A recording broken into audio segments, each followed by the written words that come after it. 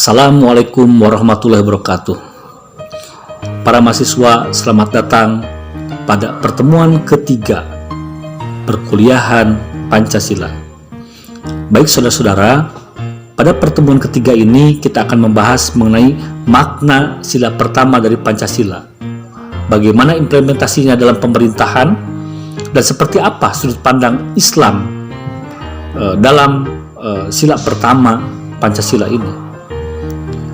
Baik, kita langsung kepada poin A, yaitu makna Pancasila sila pertama. Apa maknanya? Maknanya adalah bagaimana warga negara iman dan bertakwa kepada Tuhan Yang Maha Esa. Silahkan berdasarkan keyakinannya pilih agama dan kepercayaan yang menurut warga negara tersebut dianggap paling benar dan bisa diikuti. Tentu saja berdasarkan tuntunan yang benar juga. Lalu saling menghormati dan bekerja sama antar pemeluk agama. Di sini akan tercipta sebuah kesejukan, tercipta sebuah pemandangan yang begitu hebat. Mereka bisa rukun, bisa hidup berdampingan, ya, tentu saja di luar akidah, ya, antar umat beragama, bisa bekerja sama, ya. Nah, ini hebatnya dari makna sila pertama Pancasila. Menghormati, silakan, ya. Misalkan saya seorang muslim, saya beribadah di masjid, ya. Lalu saya mengikuti hari besar agama Islam. Begitu juga dengan yang non muslim, silakan berdasarkan dengan tuntunan agamanya. Lalu memandang bahwa pentingnya keesaan dalam beragama. Lalu causa prima, artinya sebab utama dari Tuhan Yang Maha Esa. Gini, ya, mengenai sebab utama ini. Mengapa manusia penting mengimani dan juga menjalankan agama berdasarkan dengan keyakinannya? Tentu saja penyebabnya adalah berdasarkan dari hati nuraninya.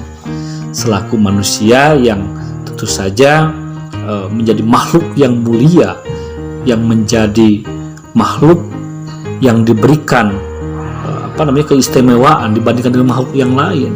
Tentu saja karena manusia itu mempunyai hak yang diberikan secara langsung oleh Tuhan. Jaminan penduduk beragama dan beribadah. Agama memberikan sebuah jaminan supaya umat beragama bisa menjalankan ibadahnya secara lancar, lalu tanpa ada gangguan, tanpa hambatan, ya, tanpa ada rasa ketakutan, ya, sehingga negara menjadi hal yang fundamental terhadap pelaksanaan ibadah bagi para pemeluk agama ini. Apabila terjadi konflik, maka negara bisa menjadi mediator, ya. Baik, saudara-saudara, kita lanjut pada implementasi seperti apa sih dalam penyelenggaraan pemerintahan. Negara Indonesia didirikan atas dasar moral luhur, yaitu ketuhanan Yang Maha Esa. Buktinya kita lihat, ya, pada pembukaan Undang-Undang Dasar 1945 alinea ketiga. Apa isinya? Kita lihat. Atas berkat rahmat Allah Yang Maha Kuasa. Rumusan tersebut membuktikan bahwa negara Indonesia bukan negara agama, tetapi negara Indonesia tentu saja di dalamnya ada umat beragama.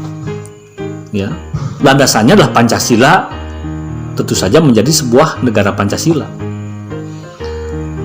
Pasal 29 Undang-Undang Dasar 45 memperlihatkan adanya jaminan terhadap warga negara untuk memeluk agama dan juga menjalankan ibadah. Kita lihat ayat pertamanya. Negara berdasarkan atas ketuhanan Yang Maha Esa. Udah jelas, berarti menjadi hal yang pondasi utama bahwa negara itu berdasarkan atas Tuhan Yang Maha Esa. Artinya tidak akan ada sebuah negara tanpa ada kekuatan Tuhan. Lalu negara itu berdiri, ya, maka negara itu tetap membutuhkan orang-orang yang berakhlakul karimah. Dengan negara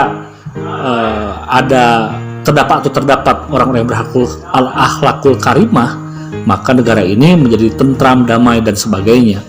Tidak ada lagi kejahatan, ya. Oke. Karena apa? Karena tentu saja ajaran-ajaran agama baik Islam maupun agama yang lainnya itu mengajarkan kebaikan. Lalu pada ayat 2-nya kita lihat, negara menjamin kemerdekaan tiap penduduk untuk memeluk agamanya masing-masing dan untuk beribadah menurut keagamaannya dan juga kepercayaannya. Jaminan ini membuat masyarakat beragama tentram. Baik, kita masuk pada poin yang terakhir, yaitu bagaimana Pancasila dari sudut pandang Islam. Dari sudut pandang Islam bisa disebut bahwa Pancasila ini adalah sila pertama tentu saja, Tauhidullah. Apa itu konsep tauhid? Berpijak atau prinsip. Apa prinsipnya? La ilaha illallah Muhammadar Rasulullah. Artinya apa? Gak ada Tuhan selain Allah dan Muhammad adalah utusan Allah. Seseorang yang melaksanakan sila pertama berarti dia sudah bertauhid. Dia akan melaksanakan ibadahnya sesuai dengan tuntunan dari agama Islam. Seorang yang bertauhid akan mengikrarkan dan meyakini bahwa satu-satunya Tuhan adalah Allah dan Nabi Muhammad adalah Nabi yang terakhir yang diutus oleh Allah. Tauhid artinya tauhidullah, yakni pengenalan dan pengakuan akan Allah yang maha kuasa sebagai satu-satunya Tuhan. Orang yang menjadikan Tuhan-Tuhan selain Allah, dia adalah orang yang musyrik. Artinya dia telah mengingkari, dan Allah sangat membenci orang yang musyrik, sehingga musyrik ini menjadi, atau syirik ini menjadi dosa yang besar. Maka dari itu ya, para mahasiswa kita tentu saja, ya khususnya kita ya yang orang muslim, ketika kita ingin menjalankan sila pertama, maka bertauhidlah terhadap Allah, sehingga kita tidak melenceng dari ajaran Islam.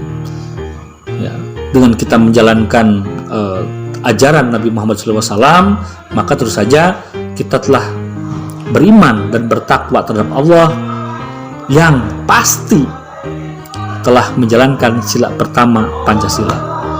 Baik saudara-saudara sekalian, demikian perkuliahan pertemuan ketiga ini, mudah-mudahan bermanfaat ya.